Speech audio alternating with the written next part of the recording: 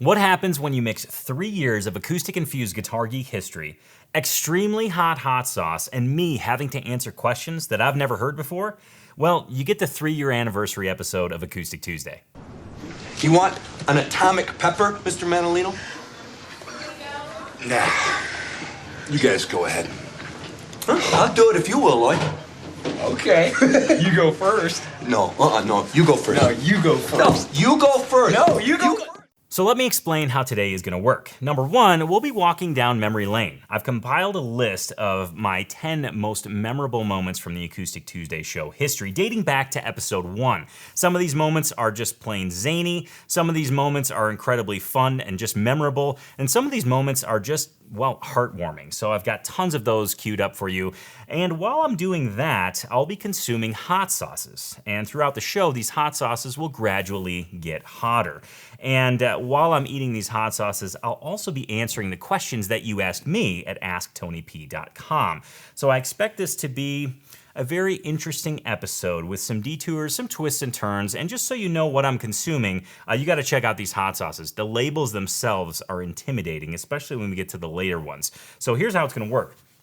I'll be eating the hot sauces on these wonderful veggie chicken nuggets provided by my wife, Whitney. When I realized this morning I failed to include what I was gonna be eating the hot sauce on, I was just panicked. I was running around the house trying to figure out what I could eat. And my loving wife, she just kind of rolls with the punches. She said, here, I'll just make these veggie nuggets. So not my first choice, but you know what? Thanks to Whitney, these are here. So cheers to Whitney, thank you for that. Now, on to the hot sauces. First up, we've got the Yellowbird Blue Agave Sriracha.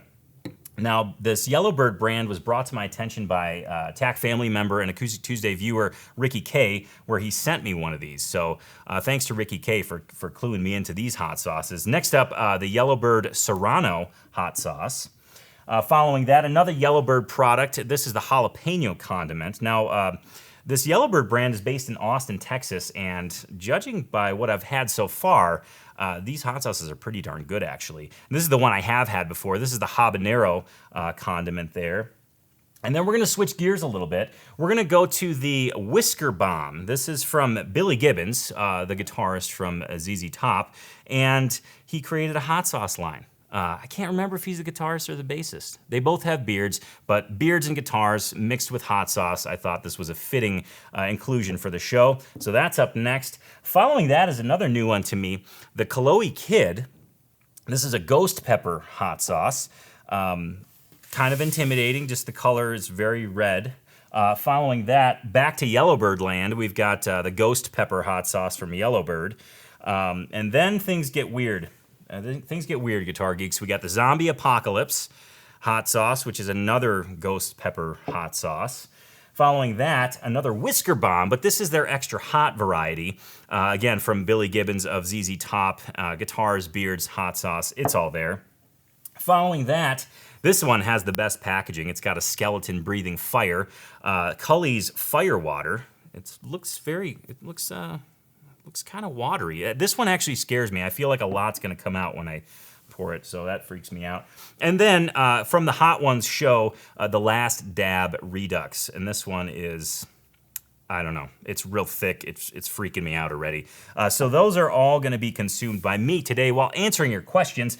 And now just to kind of, well, warm up into this, pun very much intended, I figured I'd take a couple of questions just right off the bat to just see how I do answering questions normally, just to establish a baseline, if you will. So here is our first question, submitted again at asktonyp.com. Hi, Tony. It's Bethel. My question is this. On some of your earlier videos, instructional videos, you have a broken pinky finger on your fretting hand. And I was wondering, what happened? How'd you hurt your finger? Thank you, Bethel from Cincy. Thanks for the Taylor GS Mini, too. Bye. Well, thank you for the question, Beth L. Yes, I did break my pinky some years ago. This had to be 2 or 3 years ago at this point. And ironically, I was leaving for a gig. And I don't know how the hell I did this, but I actually closed my driver's side door, My hand slipped off the edge of the door, landed in the door frame, and then the door then followed and closed on my pinky. And I went to urgent care, and the doctor was really, really nice. He came and he said, "I got some good news." And I was like, oh, I got off scot-free. I didn't break any bones. He's like, "You broke just the tip of your pinky." To which I then informed him I was a musician and guitar instructor. And he said, "Well, that's probably not the news you were looking for." And I said, "Nope." But I managed. I actually took that time to do a lot of different kind of guitar repair or guitar setup videos. And in addition to that, I started to play guitar in a three-fingered fashion, which was interesting. It found me making chord shapes in a very interesting way. But it was certainly a learning experience. But I was terrified the moment it did happen. One more warm-up question, and then we'll dig into some hot sauce action here. Our next question, let's see what we got here. Here's our next question. Hey, Tony, I was just wondering, what kind of beard balm do you use? Love the beard question. A big fan of that. For beard balms, I've been using the Grave Before Shave brand until very recently. I was shipped something from I think it's called the Vintage Grooming Company. But nonetheless, that was more of a mustache wax. But this Grave Before Shave balm does a great job of kind of controlling and taming the beast, if you will. They got some great scents, but more importantly, there's a lot of skeletons on their graphics. So that to me really is what drew me to it initially. But luckily they have an awesome product. So I can give them some props here. Grave Before Shave makes some great beard products. Combs, mustache waxes, balms, oils, you name it. I got a whole cabinet full at home. Pretty awesome stuff. All right, today on Acoustic Tuesday, you've already seen the hot sauce torture devices that I'll be using to facilitate answering questions. You're also going to look at some of my most favorite moments from the Acoustic Tuesday show history. That's all coming up right after this. You're on.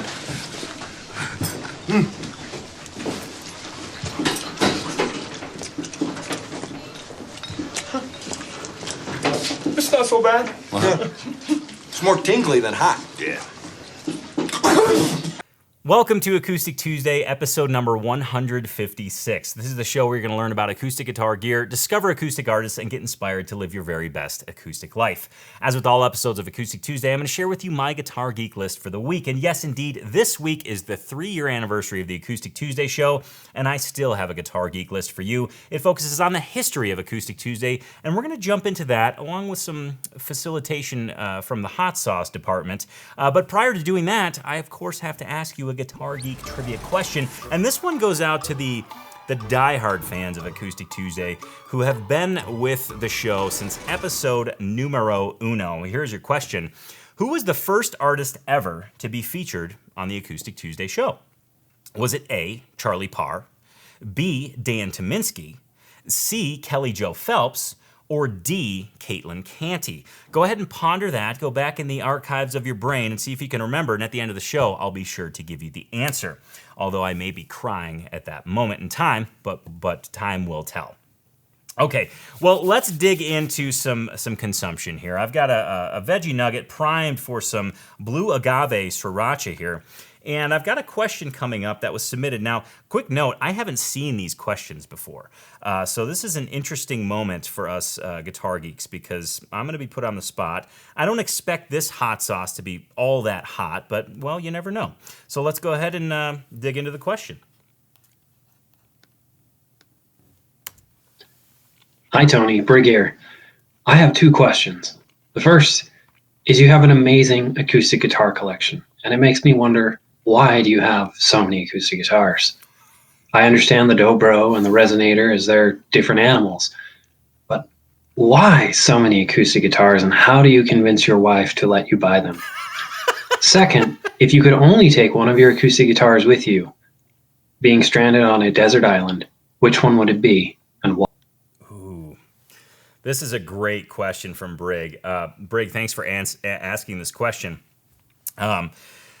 Why so many acoustic guitars? I look at it as tools to accomplish a task. You know, if you think, and you can use this, by the way, if you're convincing your significant other that you need to go ahead and purchase another guitar. I look at it, you know, folks that do construction or contractor work, they have all these different tools to do their job, so I should have tools to do my job as well. So although I have many different acoustic guitars, they offer something sonically, each one is sonically unique from the next. Yes, some look prettier than others. Yes, I bought some for tone woods. Yes, I bought some just because, well, I was curious. But ultimately, they all sound different and have a niche within my collection. Now, on to your second question, how do I convince my wife? I'm still trying to figure that out. But I've tried to use the wear down tactic where I just continually ask and then she finally gives up. That I don't advise that. That can create some bad blood.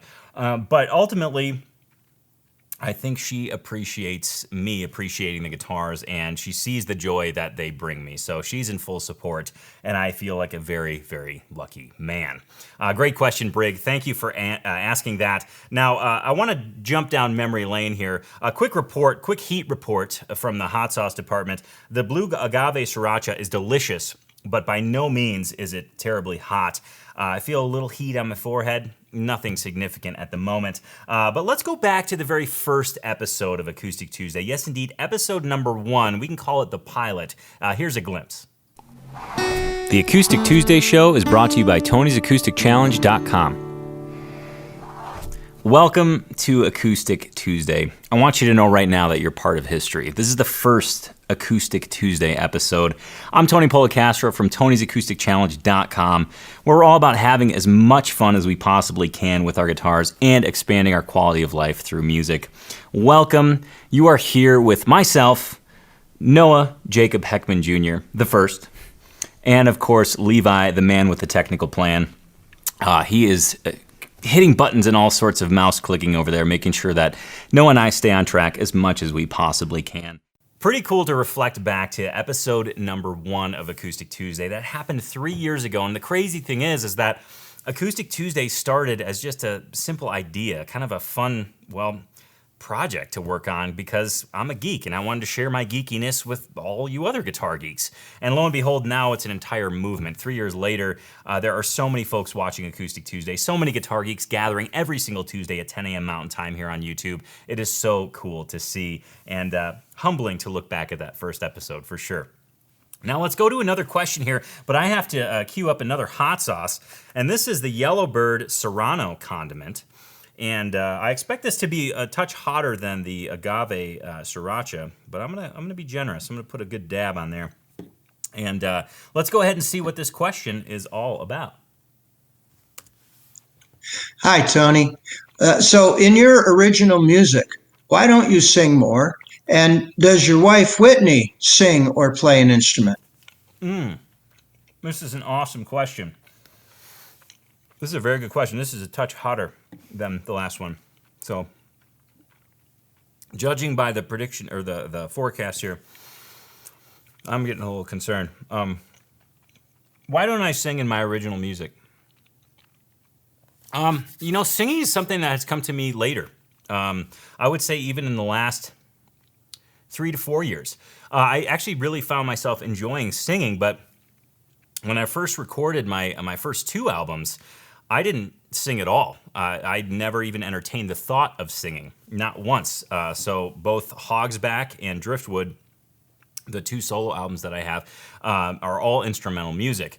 Now, my most recent release, released in February 2020, was entitled Rodent, and that album features 2 original songs, of which I do sing. And I do see, I guess in the future, I see that I probably will sing a little bit more. I do enjoy it. I get great satisfaction out of singing, but I've always loved just the beauty of guitar itself. I think the guitar sounds incredible, and there's so much emotion that can come out of just the guitar itself. I'm only now just dipping my toe into the singing water.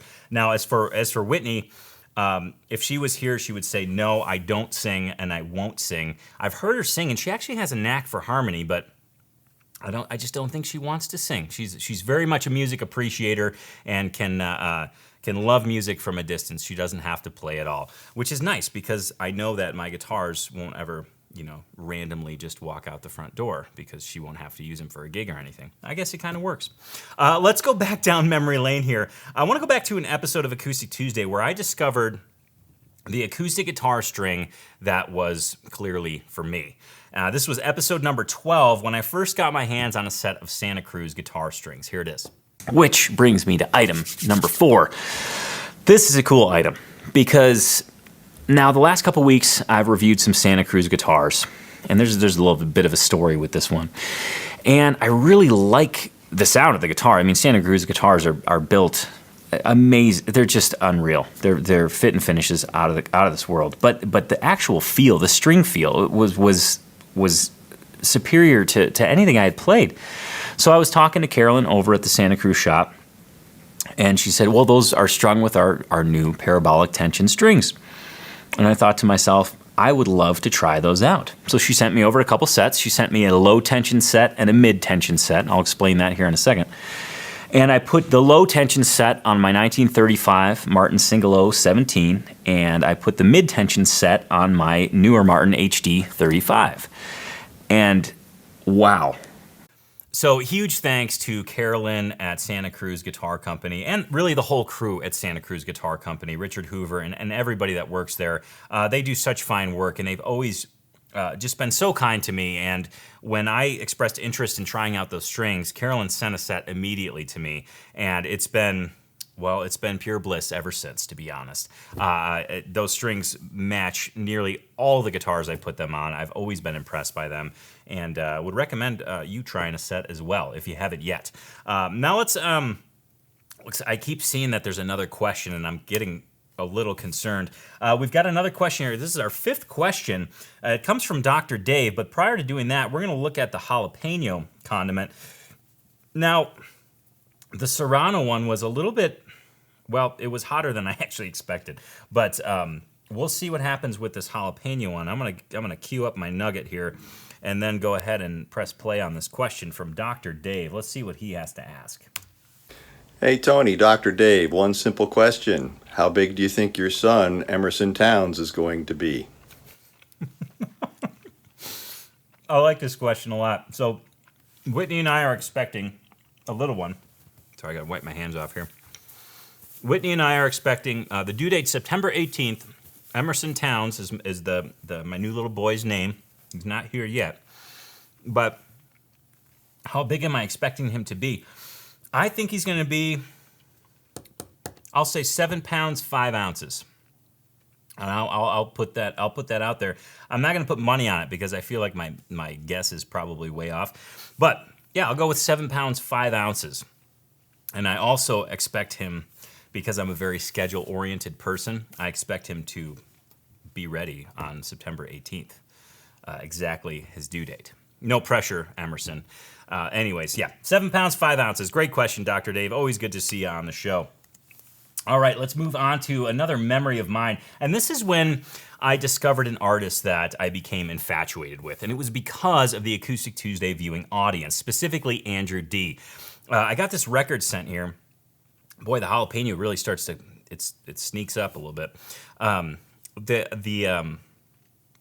This record was sent to the office with no message, no name attached to it. And I was kind of like, what is this? Put the record on the record player. It was Colter Wall's album. And here's the episode where I discovered him. I want to get to item number 3 because it's, of course, what I'm listening to this week. And when I say what I'm listening to this week, I mean what we are listening to this week. And of course, it was brought to our attention. Again, I'll mention Andrew D, Tony's Acoustic Challenge member and Acoustic Tuesday viewer, sent us this album, and it showed up with no message in it, and it was like the mystery album. And then the following Acoustic Tuesday, we figured out who it was from. Thanked him.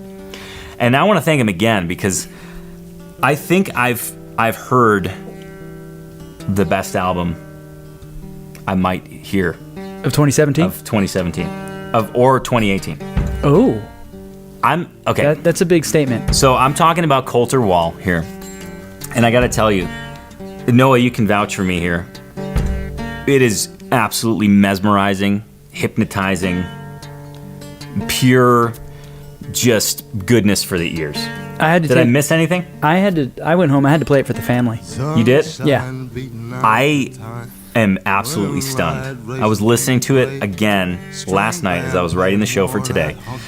And I told Whitney, I said, I think this is the best album I've heard.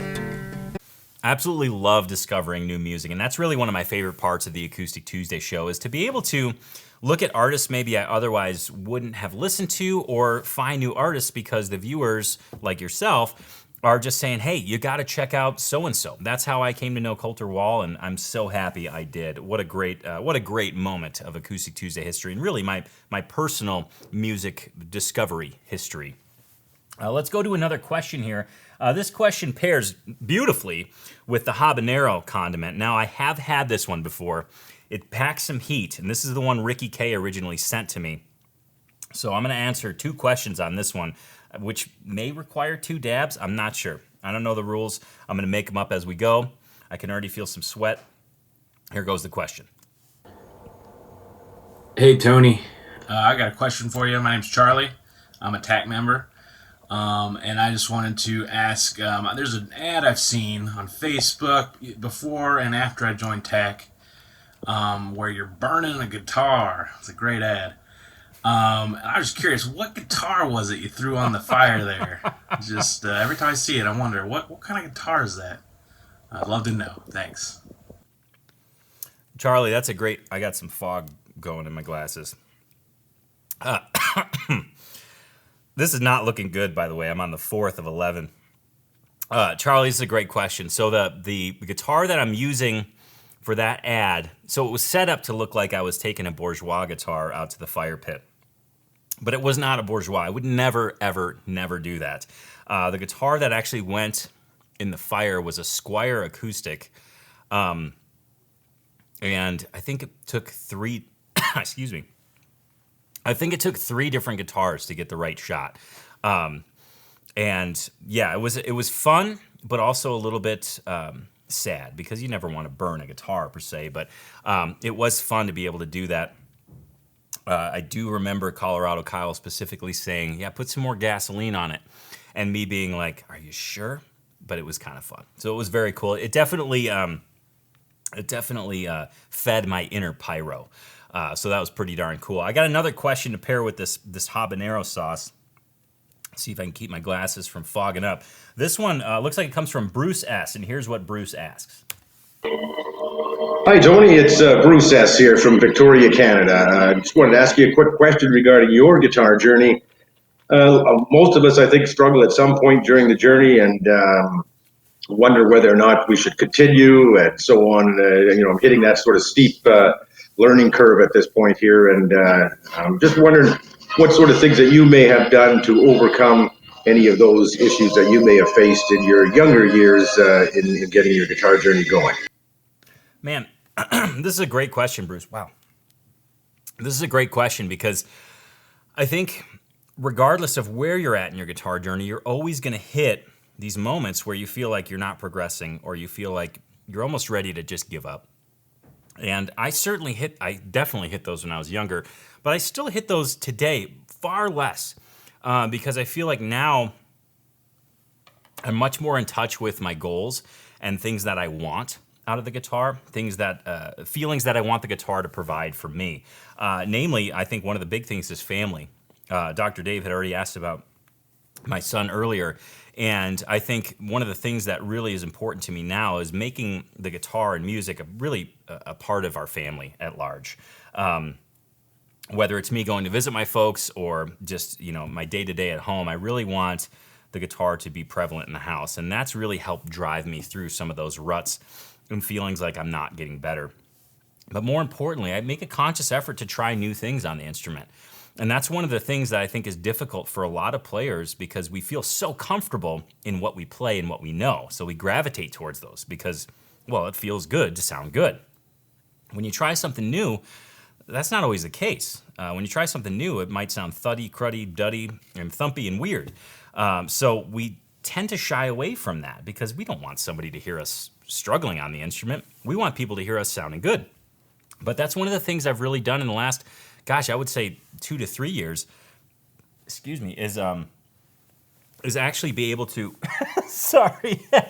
is actually be able to try some new things. And that's something that really helps push me out of the guitar rut more often than not, is to try new things, really force myself to try new things. That's an awesome question. And I want to ask you all, I'm not speaking super clearly right now, but I want to ask you if you have any tips on how to get out of a guitar rut or what has worked for you in the past. Let me know in the comments below. For me, it's intentionally trying new things, sticking to my guitar routine, and ultimately keeping in touch with my goals and keeping it really family-centric. That's something that I hold really near and dear to my heart.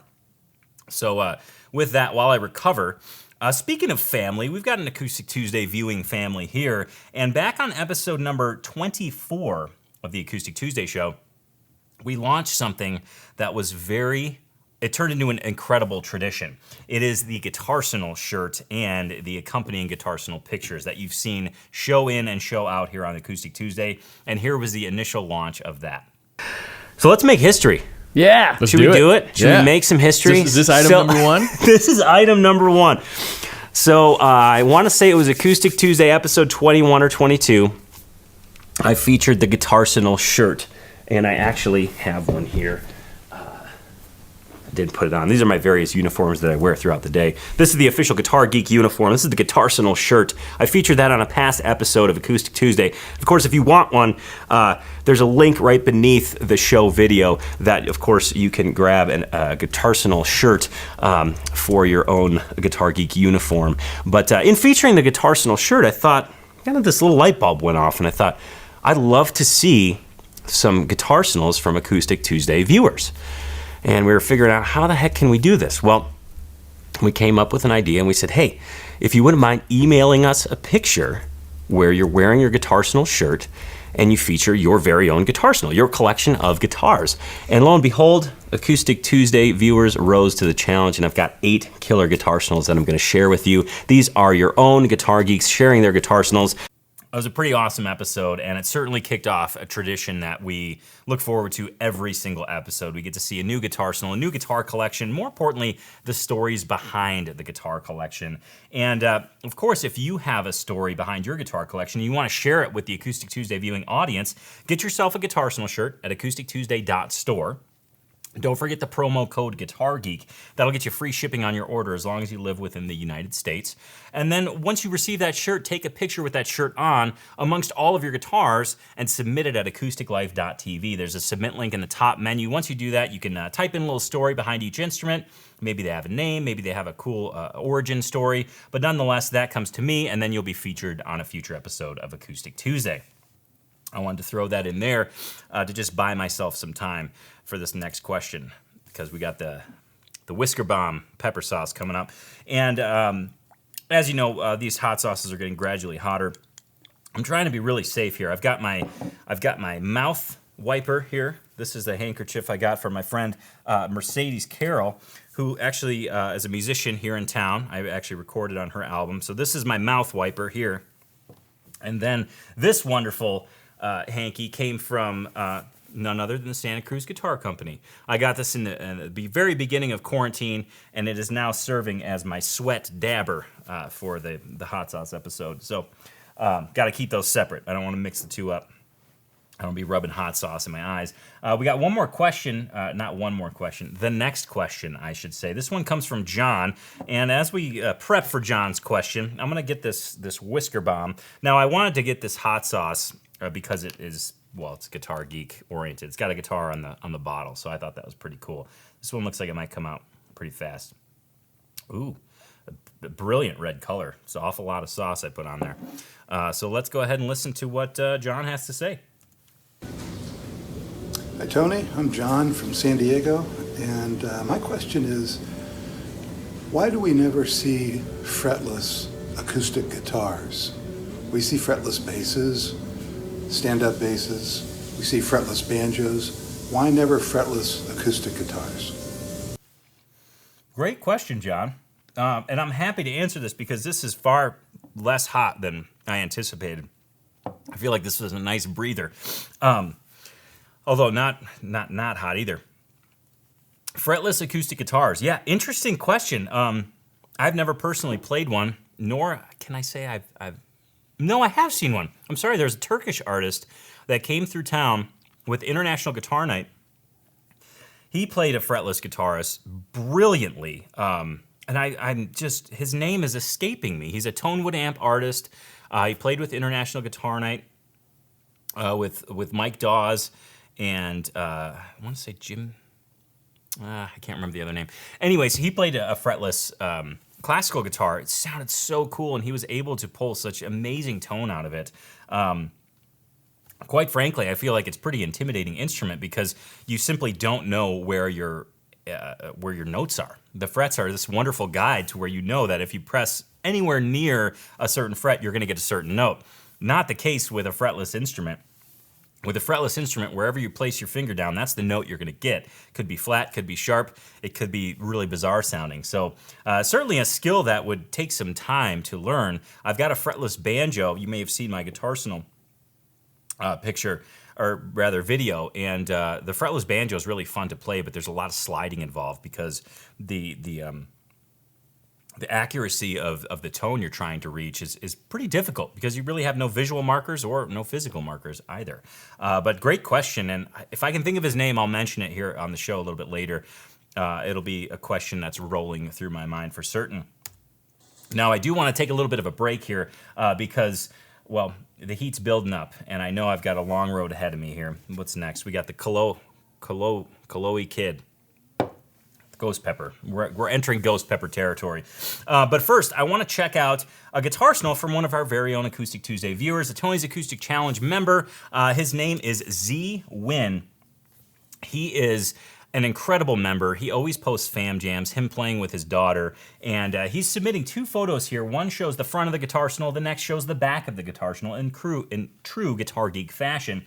And here's the guitars left to right. We've got a Taylor Custom Grand Concert 12-fret, cedar top, Cocobolo back and sides. His daughter's holding her Sheeran guitars, W03, cedar top, Santos Rosewood back and sides. Next, a Loudon S35, 12-fret. Driftwood cedar top, Cocobolo back and sides. Next, a Taylor, another custom Grand Concert 12-fret, Lutz spruce top, Cocobolo back and sides. And then another Loudon S35 12-fret, Alpine spruce top, Madagascar rosewood back and sides with the Tasmanian blackwood arm bevel. And then lastly, a Taylor custom 914 CE, which is cedar over East Indian rosewood.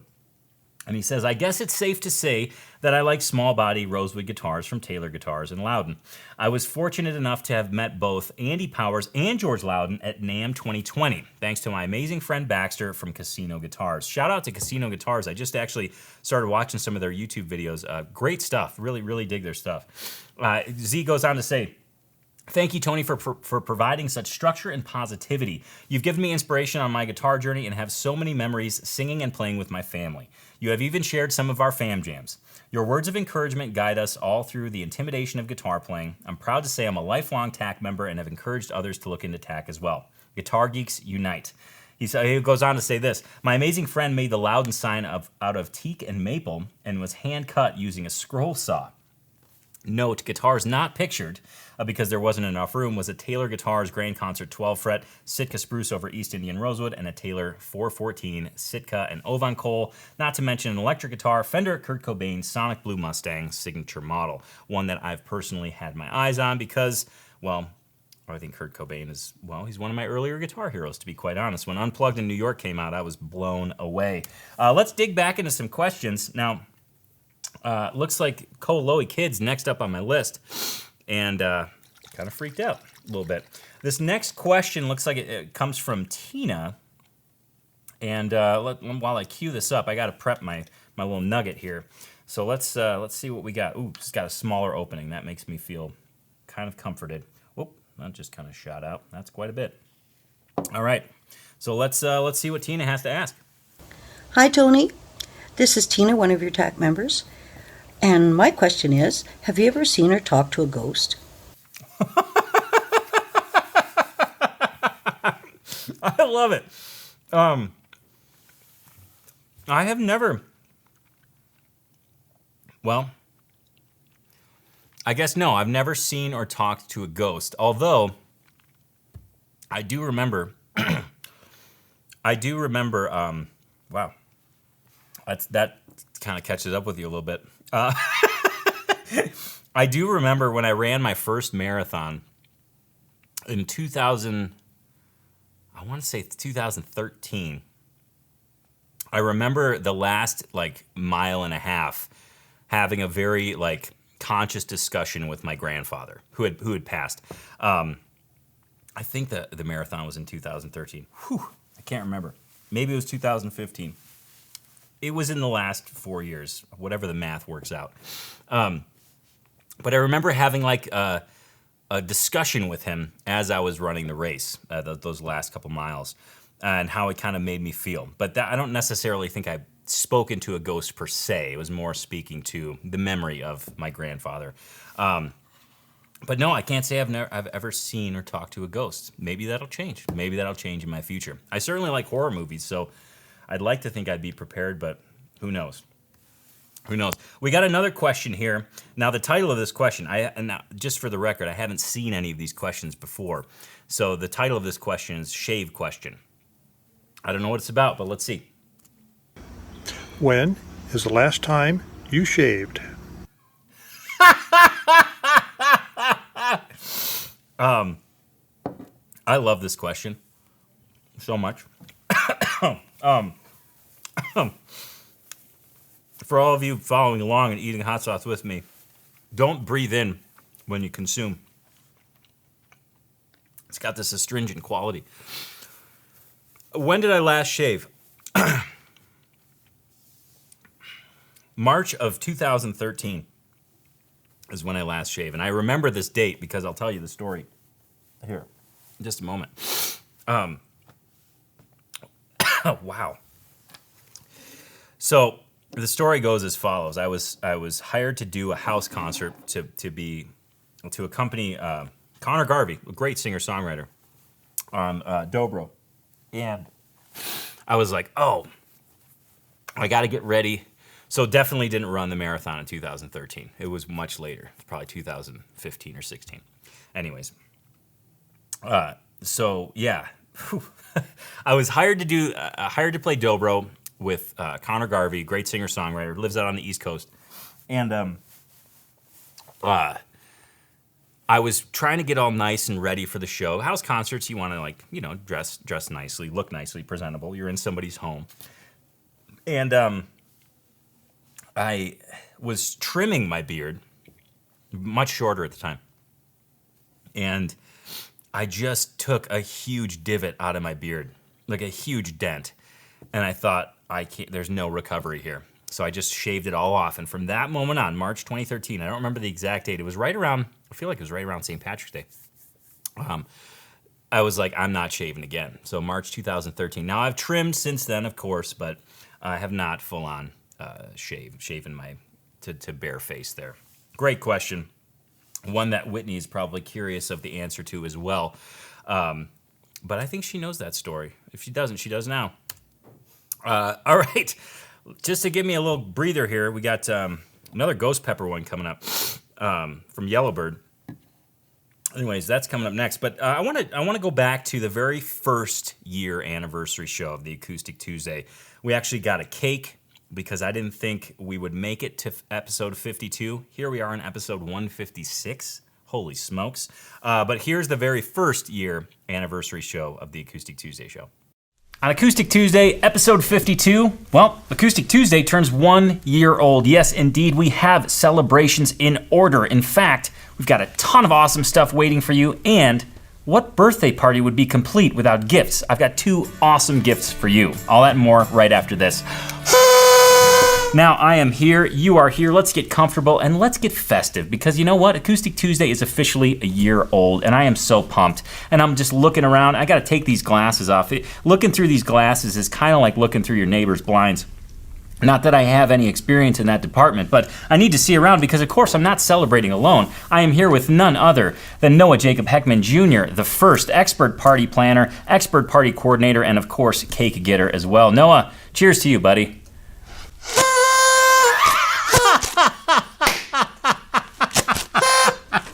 Wow. We're here. You've busted out all the stops. Noah. I just went for it. You did. I am so impressed at your command of party favors, and I think it has something to do with the fact that you've raised 6 kids. pretty awesome to see the first year anniversary episode of the show. It's great to think back to that time. I mean, we had a cake, we had streamers, party poppers. I actually am in my mind going to that place right now. This one really sneaks up on you. It's actually quite delicious for those of you who out there who are hot sauce people. This Kalohi kit is really good. I would say don't use it aggressively. Don't use it aggressively. It's very good. It actually has wonderful taste. It's not just a face melter. But speaking of face melting, let's go into the Yellowbird, the ghost pepper sauce. And while we do so, let's take a look at a question from Brian S. Now, this name's familiar. I have a feeling that this is the Brian S. who is a member of Tony's Acoustic Challenge, but we'll find out. Oh, got a real good dab there. Here's Brian S.'s question. Hi, Tony. Happy Tachiversary. Your shows are wonderful still. You're doing great. Thank you so much. I just wanted to ask the question, how are Noah and Levi doing? Can you give us an update? I'd love to hear because we miss them. Okay, thank you. Bye. Great question from Brian S. And he added just the encouragement that I personally needed right now. So thank you for that, Brian. You're pulling me through the show. How are Levi and Noah doing? Fantastic is the answer. In fact, last I saw Noah, we took him out for his birthday to a nice dinner at a local steakhouse here. Great night. So Noah is doing great. The kids are doing great. Him and his wife are running a daycare out in Belgrade. They're doing awesome. Levi is still here in town. He comes into the studio every now and again. Levi's he works kind of behind the scenes on Tony's Acoustic Challenge development, kind of on the tech side of things, as well as just various kind of growth ideas, helping to assemble a team so we can actually get the amount of content and things out that we do. So Levi is still very much involved. He's literally, I see him at least once or twice a week. We've been going on hikes on the weekend as well. So Levi and Noah are doing awesome. Thanks for asking, Brian. Definitely part of the TAC family, in addition to how the show has grown to its current point, and you've actually seen that already. That first episode had both Levi and Noah in it. Pretty crazy to take a look back at that. Now I want to go to our next question, and this one doesn't have a name associated with it, but I'll just let the question speak for itself. If you could be anybody's acoustic guitar, who would you want to be the acoustic guitar for? Who would you like to play you? I love this question. This is super geeky. Whose guitar would I want to be? This is tough. I'm gonna have another dab because I feel like I have to. Whose guitar would I be? I would like to. I'd go with Tony Rice. Mainly because, man, I just mixed the hand one with the face one. I got to do it inside out here. Here we go. Yeah, I'd be Tony Rice's guitar. Mostly because I think Tony Rice is such an amazing player. But secondly, I think I'd like to just kind of be privy to some of the conversations with some of the great players that Tony has played with. Jerry Douglas, Sam Bush, Bela Fleck, amongst many, many others. Plus, that guitar was owned by Clarence White prior to being owned by Tony Rice. So I'd love to be part of that journey as well. So I'm going to go with Tony Rice's 1935 Martin D28. That's exactly who's I would. How did we phrase that? That's exactly whose guitar I'd want to be. Yeah, I'm going to go with it. Well, this is fitting because the next hot sauce up is Zombie Apocalypse. And it's very horror, Halloween infused. And the next highlight I have for you from the Acoustic Tuesday show is actually from our Halloween episodes. Halloween is my favorite time of year, and it's something I look forward to every single year. And here's evidence of that. On Acoustic Tuesday, episode number 62, Noah and I get into the spooky Halloween spirit. Noah, happy early Halloween to you.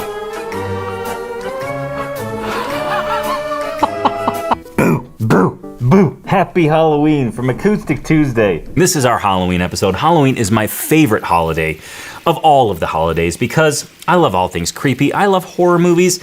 I got Michael Myers Christmas lights. Halloween lights. They're Halloween lights. They're not Christmas lights. I got skulls. I love skulls. I love all things horror infused, and Halloween is the pinnacle of that. And I was so excited to get here and just get the smoke rolling, get the skulls just fuming out, this fog, this eerie fog. And lo and behold, it did for like the first 10 minutes. And then water was all over my desk. My first Acoustic Tuesday notes, I had to reprint because they were soaked. Yep. And now the skulls are actually icing over. So this is very, actually, you know what? It's still creepy. It's very Dante's Inferno. Well, we've gone into the sound hole. We've passed the strings and gone into the eerie corners and dark recesses of the inside of the acoustic guitar. Into the acoustic...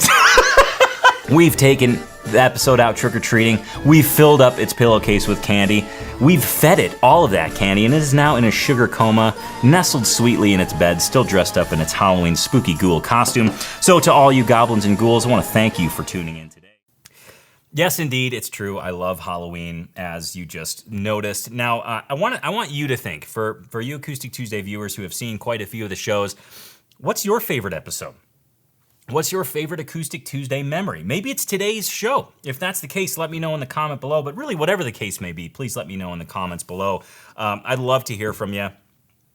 While I let this first batch of hot sauces process here, I'm gonna go and look through some comments from episode 154, which was the episode where we looked at my my guitar arsenal, specifically the resonator portion and the kind of oddball instruments.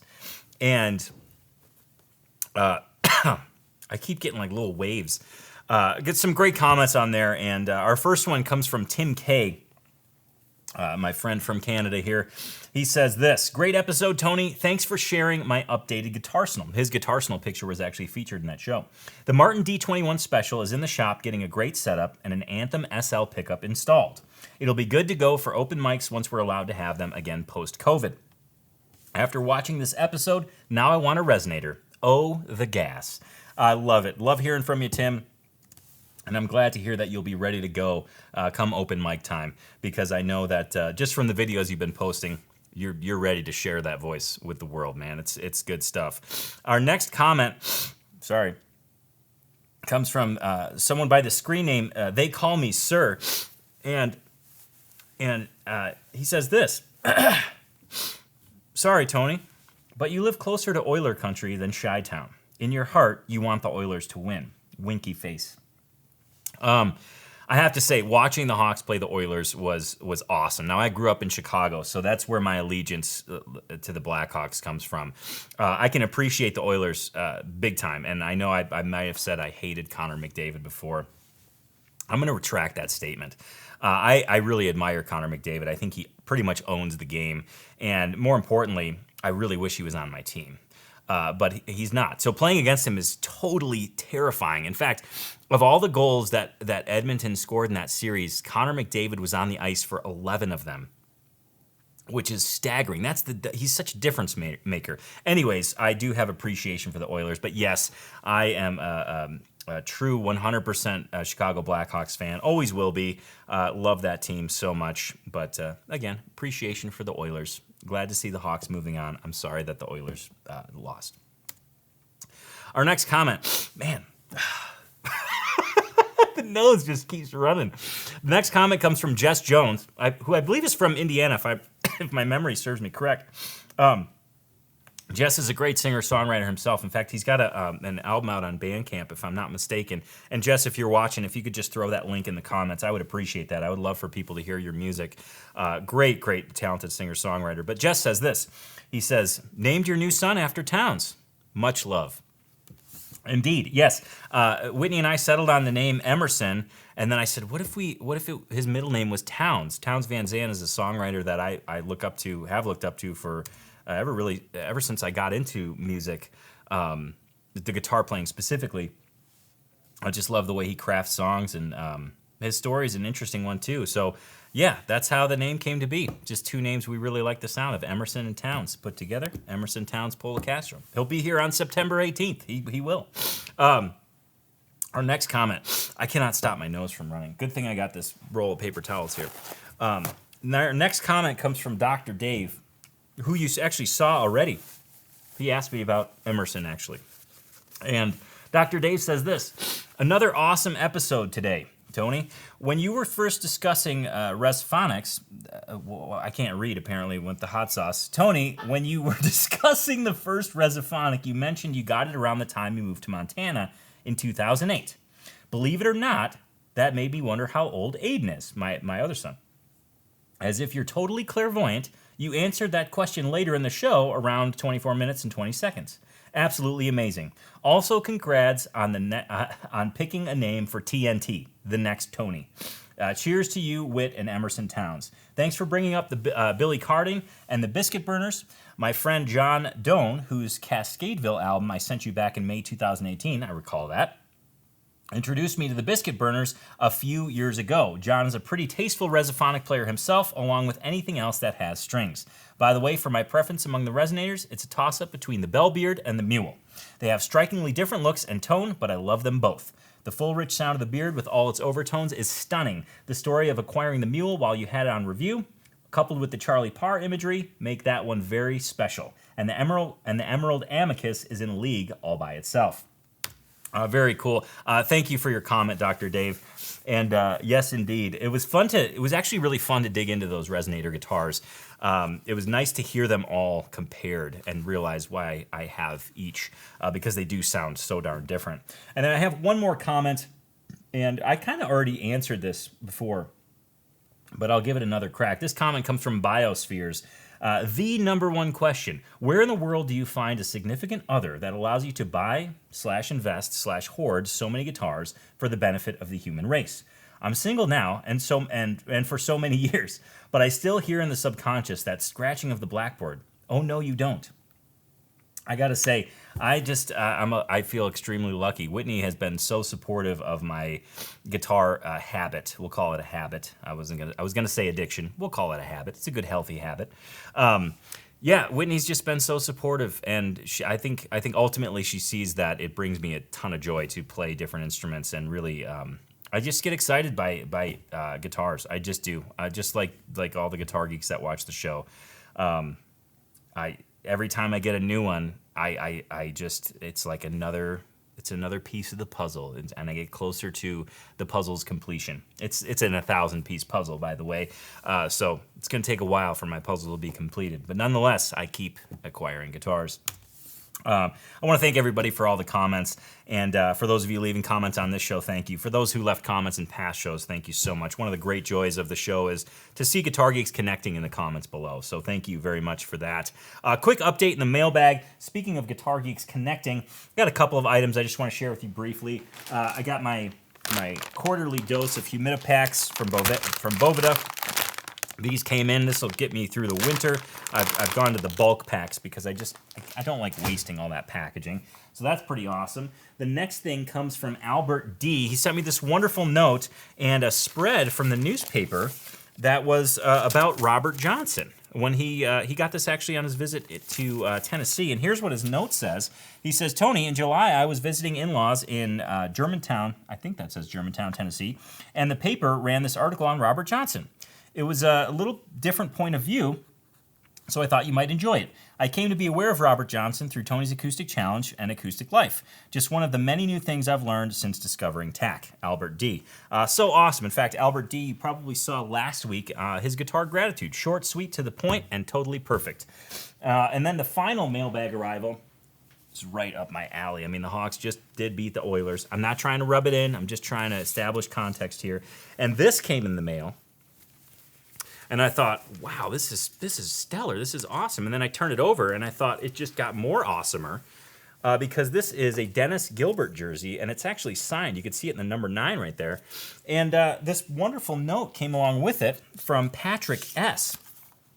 And he simply says, every Monday since December 2019, I start with your guitar lessons. I just wanted to send along a little gift to share my appreciation for the gift of guitar you have given me and many others. And he goes on to describe the jersey. He says, a family I grew up with in Buffalo, New York, currently has a member playing for the Chicago Blackhawks, Dennis Gilbert, occasionally adds some toughness on the back end. He signed this jersey for you. I've heard you mention your love of hockey. So cool, and I just can't say thank you enough, Patrick, for sending this jersey. And just the cool story with it, and just the nice sentiment of you kicking off your day with the guitar lessons. Really, what an awesome arrival in the mailbag. And I'm very thankful for the mailbag right now because it gave me good solid reprieve to collect myself. I think I've stopped sweating at the moment. That's just about to start again though, so I don't know what I'm talking about. So we're gonna dig into the next question here. This is the 13th question, one of my favorite numbers next to 32. And it looks like it comes from one of my Canadian friends here. And we're looking at the zombie apocalypse sauce for this question. It's thick. Holy cow, that's terrifying. Okay, here we go. We're gonna go for it. We're gonna put a good dab on this veggie chicken wing. Again, huge shout out to Whitney for making this happen. Let's get a good healthy dab on there, right? Once you get to a certain point, it looks like a lot. All right, whatever. We're gonna go with a question here from Mike from Canada. Hi, Tony. It's Mike from Innisfil, Ontario, 50 miles north of home of the Toronto Maple Leafs. And I've actually scored a goal at Maple Leaf Gardens years ago at a tournament. But my question to you is, who is your all-time favorite Chicago Blackhawks goalie? And would he be related to Phil?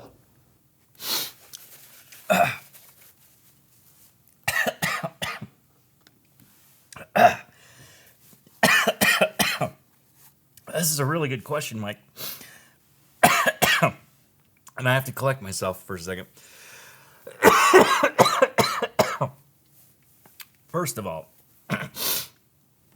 what an awesome thing to score a goal at Maple Leaf Garden. That is an arena.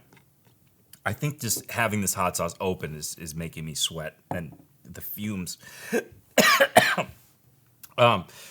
Scoring a goal at Maple Leaf Gardens had to be an incredible experience. It's on my list of arenas. It's on my list of arenas to go to. And as far as my favorite Chicago Blackhawk goalie, this is actually a tough decision for me. So I grew up watching the Hawks in the 90s. So Ed Belfour was my go-to. I think he's still one of the greatest goalies, not to mention he started a bourbon company. Talk about a man after my heart.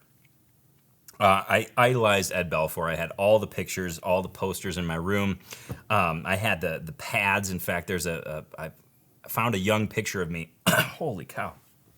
I found a young picture of me wearing all my Ed Belfour signature pads, my street hockey pads. So Ed Belfour was my kind of knee-jerk reaction to that. But I think about it, you bring up Tony Esposito, and that was a little before my time when I started watching. Now, I've always admired the lineage of Chicago Blackhawks goalies. And I would say, from Glenn Hall, Tony Esposito, I certainly have a space in my heart for them. But as far as my favorite, it has to be Ed Belfour. He's the guy that got me into goaltending. He's the guy that I just loved watching play. And then when he won the Cup with Dallas in 99-2000, I believe, that was a great moment. I remember exactly where I was at, and I was so happy for him. I was playing high school hockey. I was at the Addison rink in the bar there with my dad. We were watching the game, and it was like a double or triple overtime game. That was the weird goal that Brett Hull scored. But his skate was in the crease. And anyways, in short, Ed Belfour. That's my answer. This is really hot. It kind of takes your breath away. That was number 13. We got 3 more to go.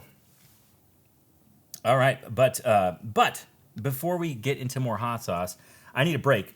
And we mentioned Aiden before, my son that lives in Chicago, and he made his first appearance on the Acoustic Tuesday show on episode 103.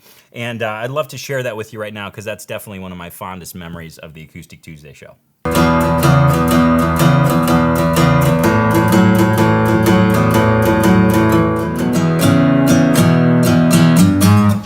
This guitar sounds too good. It just needs to be filmed in the studio. Dad, calm down. Let's just go to the studio.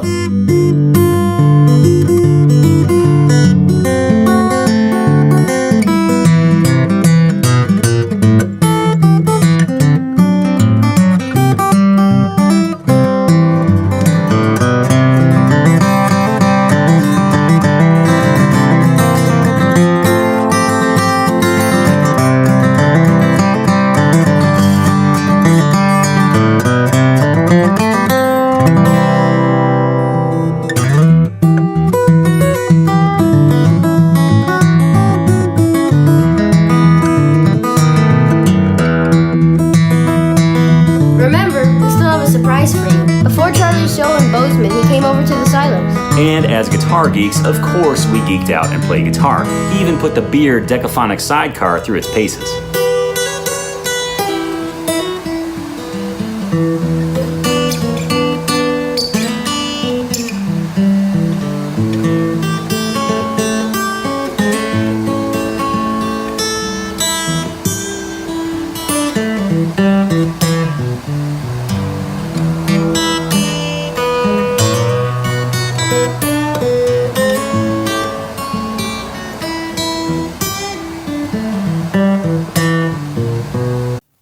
So I mentioned before that, family and guitar are the two things that I hold really near and dear. And to see those things come together, Aiden was out visiting last summer. I guess it was last summer, yeah. We went to a bunch of different shows, and just seeing him play guitar and be interested and wanting to participate, both in the video production end of things as well as just playing the guitars and enjoying it, asking questions, was so cool. So I'm so pleased to include him on the show, and really excited that he enjoyed it as much as he did.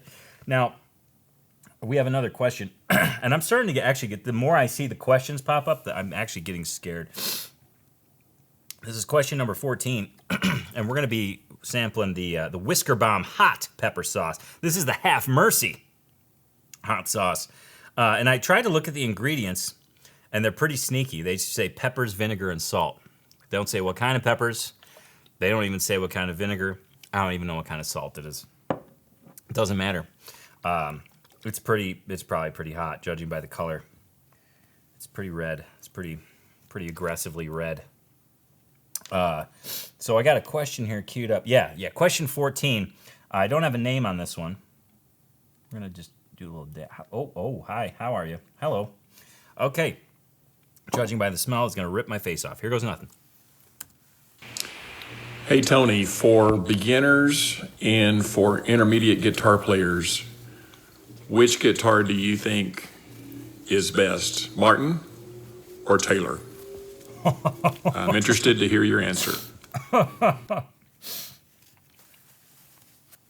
This is a great question. I think.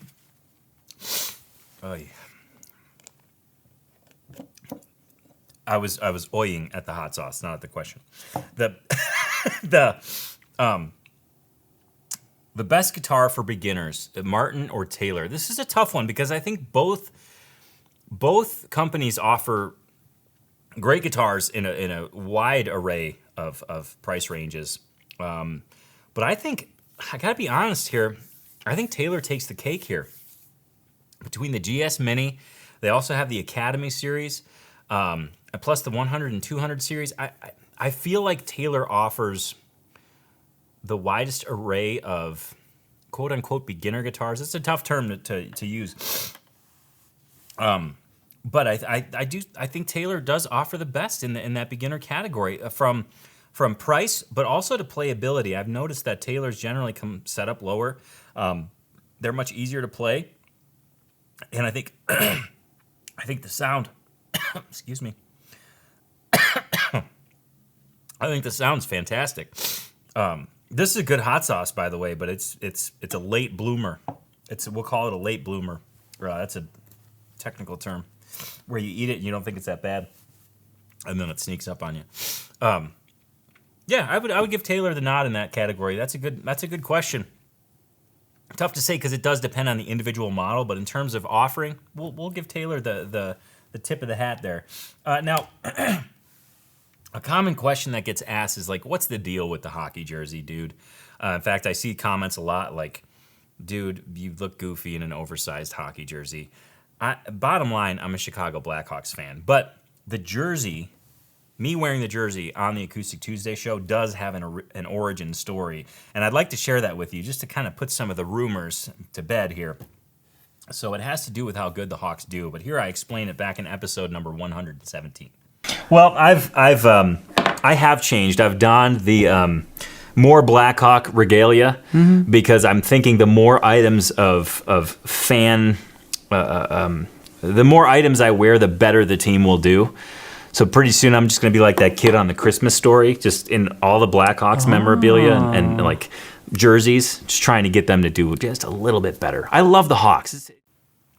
So yes, the how the Hawks do is actually directly related to how many jerseys I have on or own. And I think the Hawks are doing pretty good right now. So that just shows you how many jerseys I have. But anyways, I thought that was a fun little memory that I wanted to include. And I've got some good memories coming up. In fact, there's a couple memories coming up that really relate to some of the questions that have been asked already, plus something that I don't have a video for. It's more of a statement that I want to make, and something that, well, you've been a part of all along, and you may not have even realized it. So I'm excited to share that with you, but I'm looking at my little schedule here, and it says there's another question, and it looks like this question comes from Cole S. Now, we are getting into scary territory here. This is the very liquidy Cully's Firewater that won third place for best artwork, and it's hot. It looks hot. It's got a scorpion and a skeleton on it, so we're in good territory here. Now, prior to answering Cole's question, or even hearing it, I should do a little taste test here. Oh, that's probably too much. I'll let some of that come off. I'm getting a little too ambitious. So here's Cole's question. Hi, Tony. Cole S. Tech student here. I'd like to know, if you never picked up a guitar, where do you think you'd be right now? What do you think you'd be doing?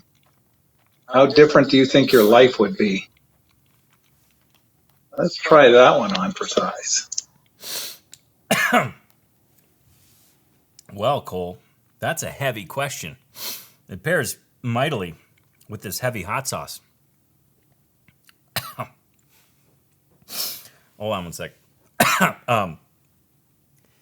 Cole, I've actually never thought of this question before.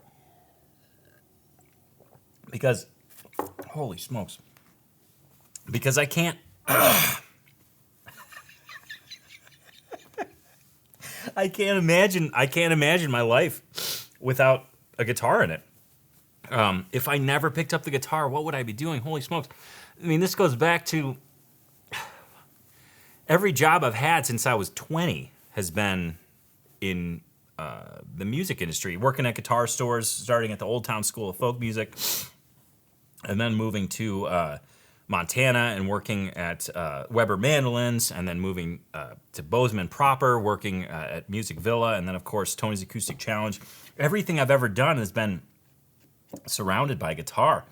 And this can't be healthy. This is not.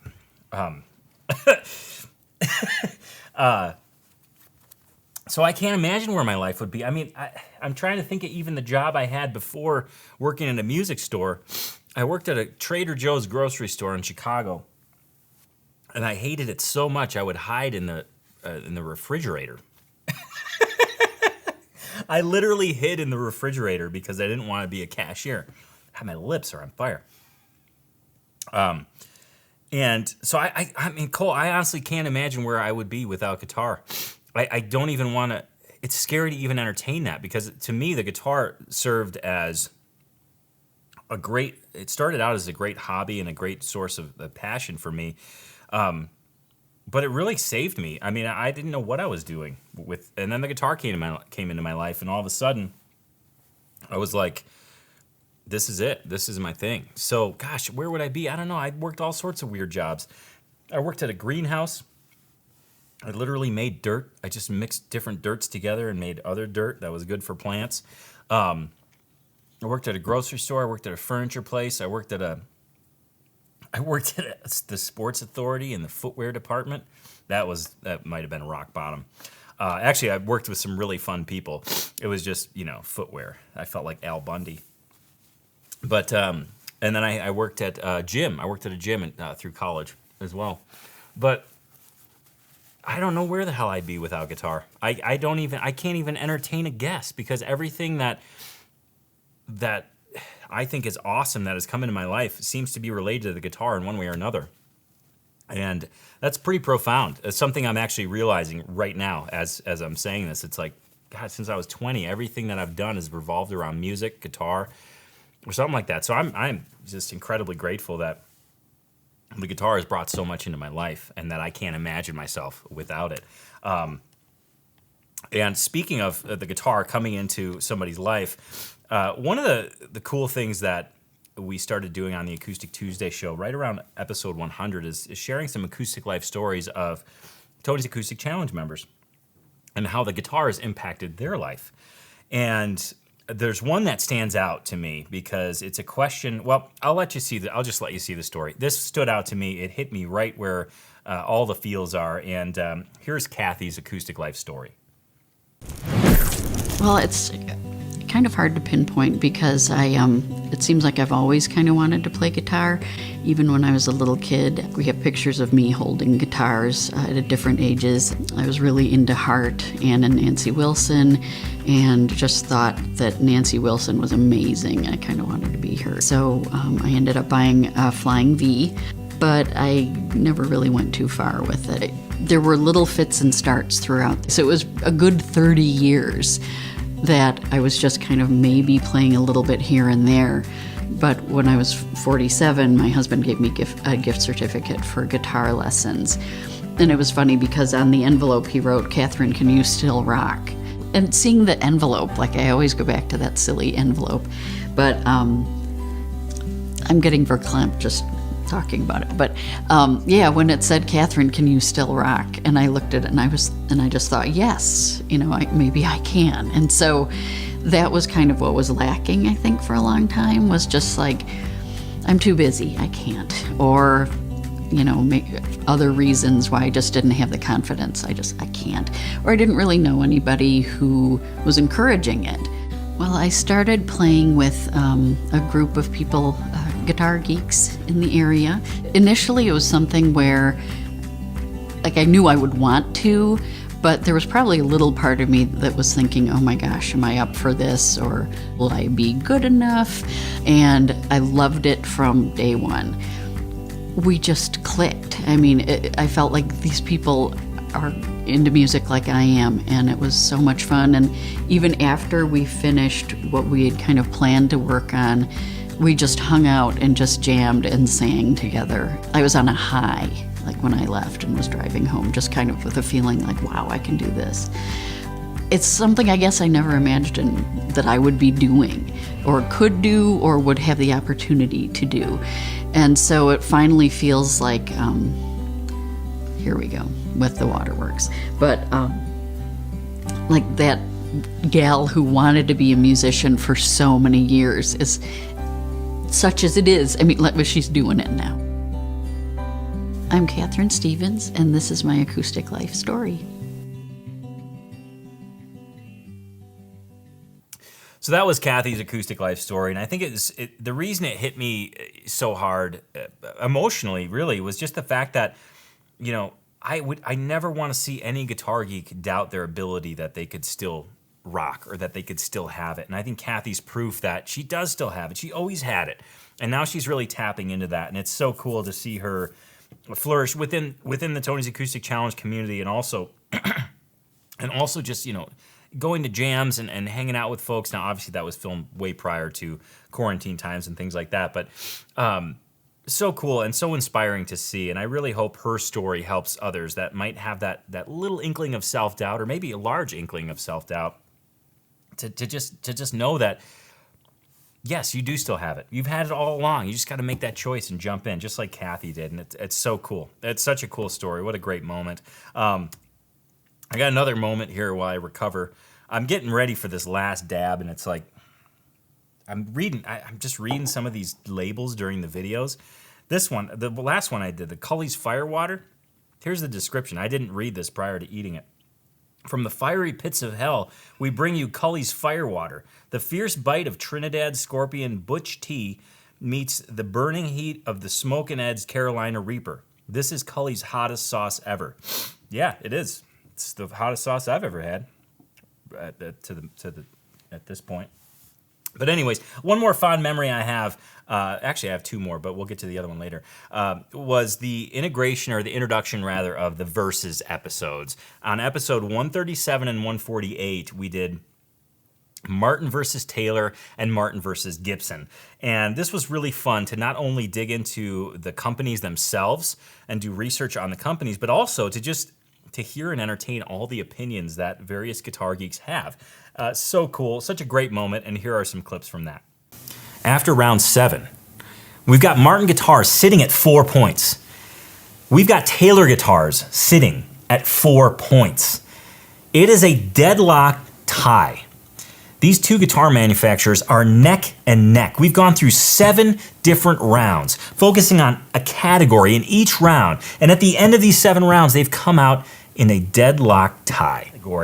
And in turn, Martin then becomes the winner of our fight of Martin versus Gibson. The final point totals are this: Martin at 6 points, Gibson at 4 points. Yes, Martin is indeed the winner from my experience. Does that mean one is better than the other?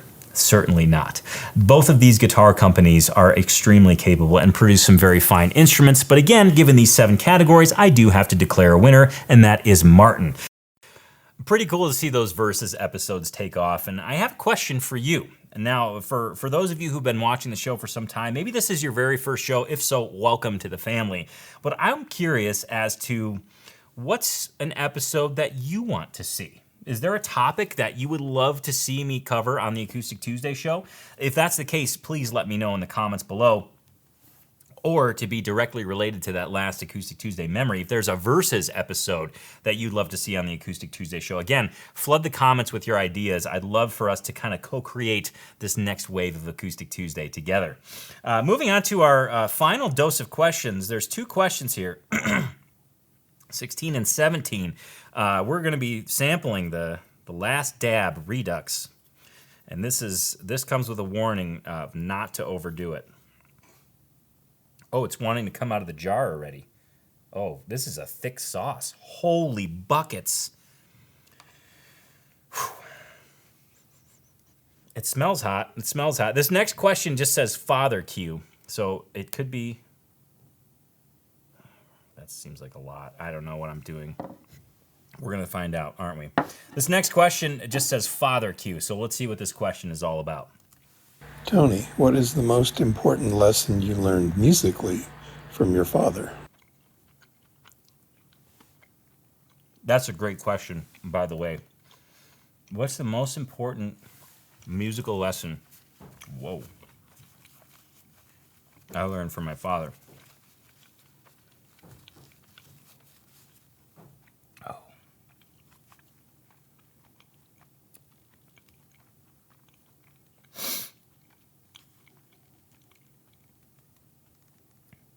Man,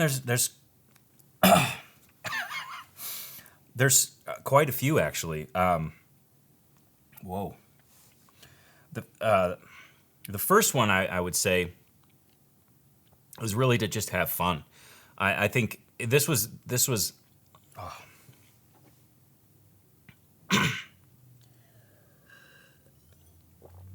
This was less of a spoken. This was less of a spoken lesson and more of one of those things that I just kind of observed. And I think just seeing how much fun that my dad had, you know, we would jam at the house together quite frequently. I would see him play with other people when I was way young, not even playing guitar. And it always seemed just really fun to him. It always seemed to impact him in such a way that was like, I want some of that in my life.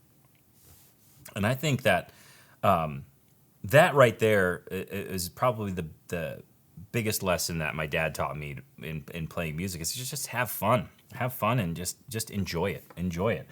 The second thing And this was a verbal lesson, but this has always been a verbal lesson, like when it comes to tools, any sort of gear. My dad has always been a huge proponent of get good gear, get good stuff. Whatever you can afford, get the best for whatever you can afford.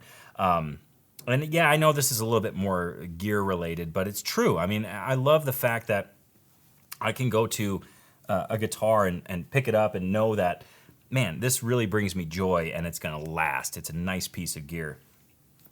And I think that's another huge lesson. So I would say that, yeah, the first one, always have fun and just enjoy your time making music, whatever that is, playing around the house, playing a show, just practicing. And the second is just get good gear because it lasts. Get the best that you can afford. I'm going to do 2 of the last dabs because I got one more question left. And this is another late blossom type of hot sauce, I'm realizing. I could actually feel it go down my throat. And that was a good experience to have in front of all of you fine folks. The final question here comes from Richard L. These chicken veggie nuggets are not that bad, actually. They're good. It's good conduit for the sauce. This is the last dab. This is my final dab here. I'm happy to see the end here. Okay, this last question comes from Richard L., and here it is. Hi, Tony. It's Richard Lang. Here's my question. What's the moment that stands out for you? The highlight, the high point, I can't believe I managed to do it. In all those years of writing, reviewing, playing, and recording, what's the one that stands out? This is a great question. When somebody says this is a great question, they're just buying time to think or battling sweat coming into their eyes right now. Actually forgot the question. I gotta look at it again. Hi, Tony. It's Richard Lang. Here's my question. What's the moment that stands out for you? The highlight, the high point, I can't believe I managed to do it. In all those years of writing, reviewing, playing, and recording, what's the one that stands out? Oh, man. Standout moment. There's been so many. Holy cow. There's really been so many. I would say for me, a standout moment, being able to interview Tommy Emmanuel. That was a moment that I was just kind of one of those pinch yourself moments where you're like, I can't believe I'm sitting within like 2 feet of Tommy Emmanuel and playing. We played a song together during kind of the sound check for the interview, and it was it was a moment that I was floored. I couldn't believe it was happening. There's been many moments, like even guitars that I've been able to play. Martin they only made a few of them. They did a D45 that was modeled after, I think it was a 1936 D45. This is like a $100,000 guitar or something like that. And I had a chance to review that. That was a really cool moment. I'm just like, there's snot flowing from my face. There's water coming out of my forehead. That was a great moment to be able to review that instrument. There's also a couple I should mention, like in 2000, I can't even remember the date. This is tough. That stand-up, I would say Tommy Emmanuel's interview. I had a chance to play with John Mayer in town. He was doing a benefit for the Livingston Fire Department when there was a big fire over in Paradise Valley, which is kind of Livingston area, next town over from Bozeman. I had a chance to play with him and Zach Brown at the Emerson here in town. That was an incredible moment and another pinch myself moment. But I would say the one that tops them all is, and I'm not saying this because this is the Acoustic Tuesday anniversary show. This is just a chance for me to reflect and kind of just think. I would say that the one thing that really stands out the most is seeing the community that's been created around the acoustic guitar via the Acoustic Tuesday show, via Tony's Acoustic Challenge, even just people I run into. You know, I remember being at a tattoo convention at Salt Lake City. I had just gotten done getting tattooed, and somebody came over and said, "Hey, I love the Acoustic Tuesday show," and it was like the coolest thing. But I think the pinnacle for me, the thing that really does stand out, is the fact that there's such an enormous community of support, a supportive community of guitar geeks involved in the show, involved in Tony's Acoustic Challenge, and really wanting the best for their fellow guitar geeks. I feel like really what's kind of begun is a movement, as I mentioned before, in that, you know, we're all here to support one another, and I never could have even fathomed this when this show started. So I'm so appreciative of that. So that definitely, I think, is the pinnacle standout moment for me right now. And it continues each day. You know, I get countless emails from people watching the show, great comments from people watching the show, members of Tony's Acoustic Challenge, physical mail from people watching the show, and it's a great indicator of the community and the support that's out there for us guitar geeks. So I would say that's definitely the pinnacle. Oh my God, that one just keeps on giving. It's not even a late bloomer. It's just constant. It's like a constant pedal to the metal type of situation here with this sauce. I've got one final. I can't even work my computer right now. My mouth is just salivating. I've got one final memory that I want to share with you all from the Acoustic Tuesday show, and you may have realized that you've been a part of this. You may have not. But since the Acoustic Tuesday show's inception, we've been able to donate through various fundraisers, through various in-person fundraisers from the acousticlife.tv affiliate system, where if you go to acousticlife.tv and purchase anything through a product link there, an Amazon product link, a percentage goes to Guitars for Vets. So through the years of Acoustic Tuesday and Tony's Acoustic Challenge, we've been able to donate well over $100,000 to the organization. And I think that in and of itself is a huge feat and something that is extremely celebration worthy, something that you should very much be proud of yourself for. You're a part of it.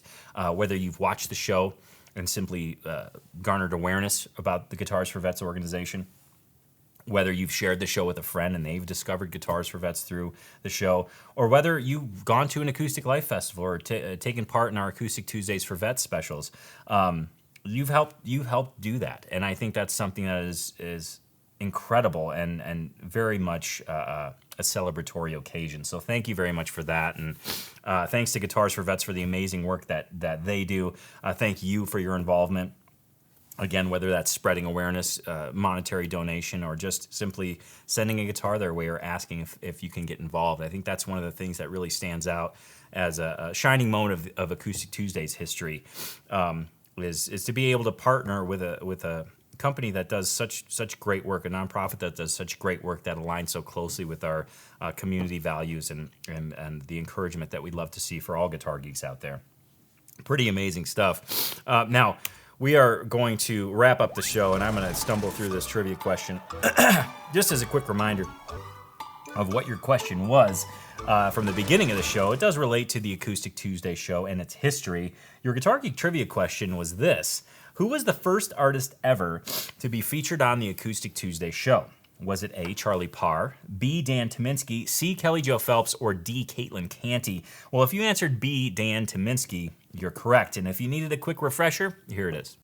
So, speaking of bluegrass guitar, you guys can tell I've come down with a bit of the bluegrass virus. I haven't been feeling well, and the only cure is more bluegrass music. And what I've been listening to lately fits the bill pretty much perfectly. And that is Dan Tyminski's album, Carry Me Across the Mountain. Now, you may be familiar with Dan Tyminski from his association with Alison Krauss and Union Station, or you might not even be familiar with Dan Tyminski. Either way, you need to know he's a killer bluegrass player. And I say player because he plays the guitar, he plays the mandolin, he has a killer voice. Well, that's it. We've made it. We made it through the 3-year anniversary of the Acoustic Tuesday show. Thank you so much for sharing your time with me. Thank you to those who asked questions at asktonyp.com. One of the things I'm realizing is there was under 100 submissions, and we only used 17. So we may very well see some more of these questions filter through. So if you have a question that pops up, you can ask me anything at asktonyp.com. This could very well turn into a recurring segment on the Acoustic Tuesday show. Maybe minus the hot sauce, maybe with the hot sauce. I don't know. I'm really starting to become a fan. But anyways, let's take a quick sneak peek into next week and see what's going to happen on Acoustic Tuesday. And this is a great one for all you movie lovers.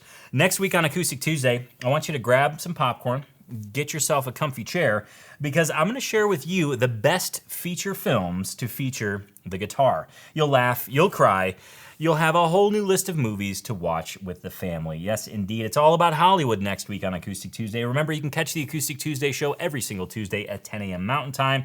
And for your Acoustic Tuesday fix in between Tuesdays, please visit what's the URL? Acoustic Tuesday? Acoustic Life, thank you. But for your Acoustic Tuesday fix in between Tuesdays, please visit acousticlife.tv. I'm going to go drink some milk, eat some ice cream, and generally dab some more sweat from my forehead. Thank you so much for joining me today. Thank you for being a part of the Acoustic Tuesday show. I greatly appreciate it, and so do your fellow guitar geeks. Cheers to you, and Guitar Geeks Unite.